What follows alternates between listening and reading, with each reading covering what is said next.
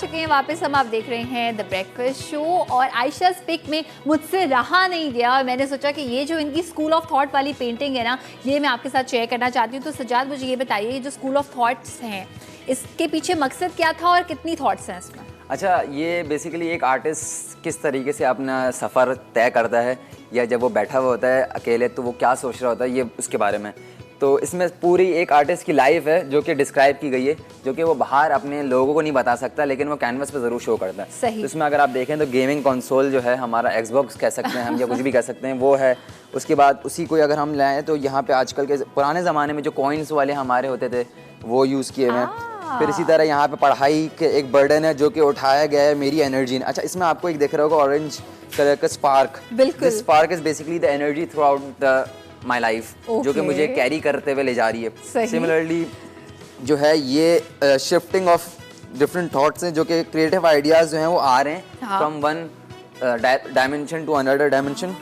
और सिमिलरली ये है कुछ ऐसे जो पर्दे हैं जिसके ख्यालात मतलब छुपे हुए कुछ ख्यालात हैं जो कि इधर से उधर शिफ्ट हो रहे हैं।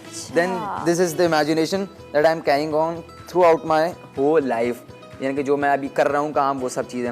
फिर उसके बाद ये वही थॉट्स हैं जो कि कहाँ से आ रही हैं, वो एनर्जी के थ्रू आ रही हैं। आपको अगर दिख रहा होगा एक पॉजिटिव नेगेटिव एनर्जी है। बिल्कुल। अच्छा, ये जो ऑरेंज, एक तो ऑरेंज आपकी एनर्जी है, एक ग्रीन मुझे दिखाई दे रही है और एक थोड़ी सी येलो की तरफ है। तो ये डिफरेंट एनर्जीज हैं जो कैरी आउट कर रही होती है, क्योंकि बाज़ दफ़ा होता है कि हमें ज़िंदगी में सपोर्ट भी बहुत, जैसे मेरे वालिदैन ने मुझे सपोर्ट भी किया और नहीं भी किया। सही। तो वो दोनों चीज़ों को अगर हम पॉजिटिव नेगेटिव करें तो ऑब्वियसली हम उसको ज़्यादा कहेंगे कि ज़्यादा सपोर्ट किया, क्योंकि अगर वो सपोर्ट इतना नहीं करते तो अभी यहाँ तक मैं नहीं पहुँचता। एब्सोल्युटली। तो ऑब्वियसली ये चीज़ है। इसी तरह कुछ गेम्स होते हैं जैसे फिजिकल गेम्स, हम कह सकते हैं कि किस तरीके से हम उसमें खेलते हैं। और ये कुछ नेगेटिव बैकग्राउंड मैंने इसलिए छोड़ा ताकि ये बता सके कि हाँ, कुछ नेगेटिविटी या कुछ स्पेस हम छोड़ते हैं आर्टिस्ट, ताकि हम उसको अपने अंदर डाइजेस्ट कर सकें। क्योंकि ज़रूरी है हमारे लिए कि हम कुछ स्पेस अपने लिए छोड़ें ताकि हम उसके ऊपर फर्दर काम करें, क्योंकि आर्टिस्ट का काम होता है learning from birth to death, ऐसी सिलसिला होता है। तो सीखना तो हमारे ज़रूरी है, तो ये स्पेस इसलिए छोड़ा गया ताकि हम इसको एज अ लर्निंग एस्पेक्ट के साथ छोड़ा। Beautiful, thank you so much, बहुत बहुत शुक्रिया आपका। ये पता है रीज़न क्या थी इसको आप लोगों के साथ शेयर करने की? वो ये थी कि जैसे कि अभी इन्होंने भी बताया कि अगर किसी फैमिली में एक आर्टिस्ट है, आर्टिस्ट एक बहुत सेंसिटिव इंसान होता है, उसकी थॉट्स उसके बस में नहीं होती, वो आती हैं, दे आर गिफ्टेड।